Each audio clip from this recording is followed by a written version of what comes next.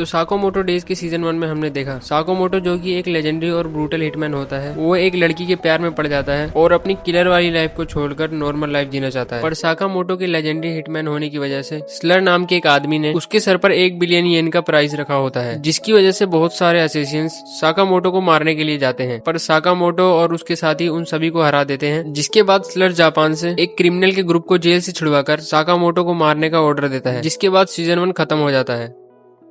Episode के शुरुआत में हम देखते हैं कि शिन लू और साकामोटो एक सीक्रेट बुक स्टोर में जाते हैं और उन्हीं 4 जापानीज मर्डरर के बारे में पूछते हैं, जिसके बाद स्टोर का ओनर उन्हें सेल्फ की ओर इशारा करता है और वो सभी वहां से बुक्स खरीद लेते हैं। सीन शिफ्ट होते हुए हमें 5 लोगों का एक ग्रुप दिखाया जाता है, जिसको सभी द ऑर्डर कहते हैं। इनका काम उन लोगों को मारना है जो कि अंडरवर्ल्ड के रूल को ब्रेक करते हैं। इस ग्रुप में 5 लोग होते हैं, जिनका नाम ह्यू, ओसागी, शिशिबा, नागुमो एंड बुढ़ऊ जो कि सबसे पावरफुल है, उसका नाम ताकामुरा होता है। और वो सभी उन्हीं जापानीज मर्डरर की बात करते हुए कहीं जा रहे होते हैं। जिसके बाद हम देखते हैं साकामोटो हिसुके के साथ ट्रेनिंग कर रहा होता है कि तभी वहाँ पर शिन आ जाता है और साकामोटो पर चाकू से अटैक कर देता है, जिसे रोकते हुए साकामोटो कहता है कि नागुमो तुम्हें क्या चाहिए। तभी शिन नागुमो में चेंज हो जाता है, जो नागुमो की एबिलिटी होती है। नागुमो साकामोटो को बताता है कि द ऑर्डर जापानीज मर्डरर्स को खत्म करने वाला है। ये सुनकर साकामोटो नागुमो से स्लर के बारे में पूछता है। नागुमो साकामोटो को एक लिस्ट देता है जिसमें कि उसकी रैंक भी होती है। ये देखकर साकामोटो बहुत गुस्सा होता है। सीन शिफ्ट होता है और हम लू और शिन को पेट शॉप में अपने स्टोर के लिए सामान लेते हुए देखते हैं। तभी पेट शॉप के सभी जानवर तेज तेज से चिल्लाने लगते हैं और वहाँ पर एक जापानीज मर्डरर आ जाता है, जिसका नाम सो होता है और वो अपने बैग से एक एक्स को निकालकर शिन पर अटैक कर देता है, जिससे कि शिन आसानी से बच जाता है। जिसके बाद सो एक लिस्ट निकालकर उनके बारे में पढ़ते हुए लू की रैंक सी और शिन की रैंक डी बताता है। अपनी रैंक के बारे में सुनकर शिन रोने लगता है। जिसके बाद लू शिन को खड़ा होने के लिए बोलती है और लू खड़े होते ही गुस्से में सो पर अटैक कर देता है। हम देखते हैं सो को कुछ नहीं होता। जिसके बाद सो शिन का मजाक उड़ाते हुए अपने बैग से एक रस्सी को निकालता है और अपने एक्स में बांधकर दोनों पे अटैक कर देता है। सो देखता है लू और शिन सिलेंडर के पास खड़े हैं। जिसके बाद वो अपनी एक्स से सिलेंडर को फोड़ देता है और बहुत बड़ा धमाका होता है, जिससे कि लू और शिन जख्मी हो जाते हैं। हम देखते हैं सो मौके का फायदा उठाकर शिन को जान से मारने वाला होता है कि शिन की आंखें चमकने लगती हैं और तभी ये एपिसोड यहीं पर एंड हो जाता है।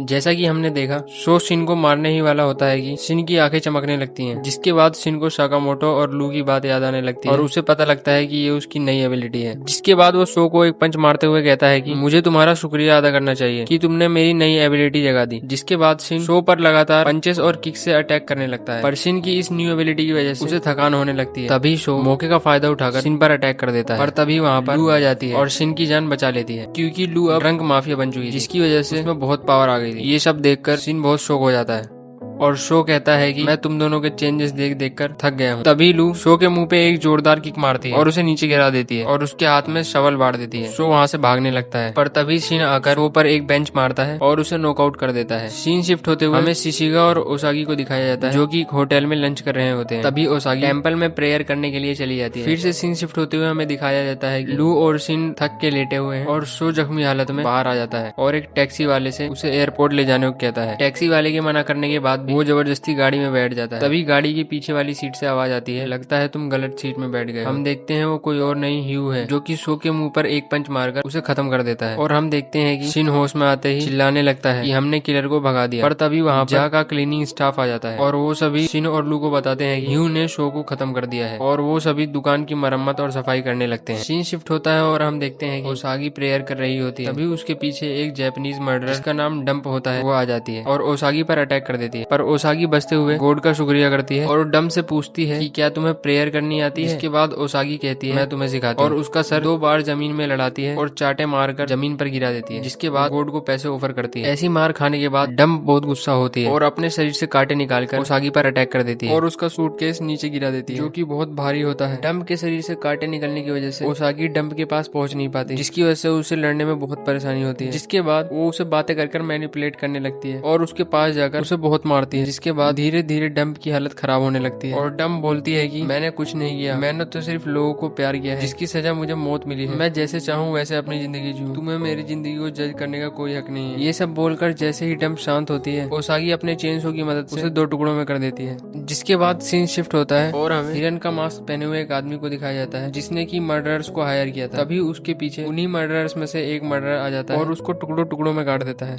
एपिसोड के एंड में हमें एक और मर्डरर को दिखाया जाता है, जो कि साकामोटो के स्टोर पर साकामोटो की बीवी यानी तोरो से बात कर रहा होता है और यहीं पर एपिसोड एंड हो जाता है। और हाँ गाइस, अगर आपको साकामोटो डेज के बाकी एपिसोड्स भी चाहिए तो वीडियो को लाइक करके, चैनल को सब्सक्राइब करके कमेंट में नेक्स्ट पार्ट लिख देना।